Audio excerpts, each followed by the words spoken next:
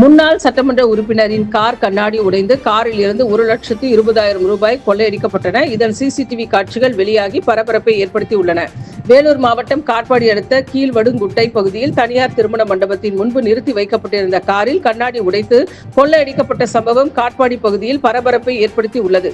சோளிங்கர் தொகுதியில் சட்டமன்ற உறுப்பினராக இருந்தவர் பார்த்திபன். இவர் நேற்று காட்பாடி வடுங்குட்டை பகுதியில் உள்ள தனியார் மண்டபத்தில் நடைபெற்ற விழா ஒன்றில் கலந்து கொள்வதற்காக இனோவா காரில் வந்திருக்கிறார். பிற்பகலில் மண்டபத்திற்கு வந்தவர் மண்டபத்தின் எதிரே காரை நிறுத்திவிட்டு நிகழ்ச்சியில் கலந்து கொண்டு பின்பு வெளியே வந்தபோது கார் கண்ணாடி உடைக்கப்பட்டு காரில் வைக்கப்பட்டிருந்த 1,20,000 ரூபாய் கொள்ளையடிக்கப்பட்டிருந்ததை கண்டு அதிர்ச்சி அடைந்தார். உடனடியாக காட்பாடி காவல் நிலையத்தில் புகார் அளித்தார். இப்புகாரின் அடிப்படையில் சம்பவ இடத்திற்கு வந்த போலீசார் வழக்கு பதிவு செய்து சிசிடிவி காட்சிகளில் பதிவான கொள்ளையர்களை தேடி வருகின்றனர். விசாரணையில் ராணிப்பேட்டை பகுதியிலிருந்து கொள்ளையர்கள் 2 இருசக்கர வாகனத்தில் காரை பின்தொடர்ந்து வந்துள்ளனர்.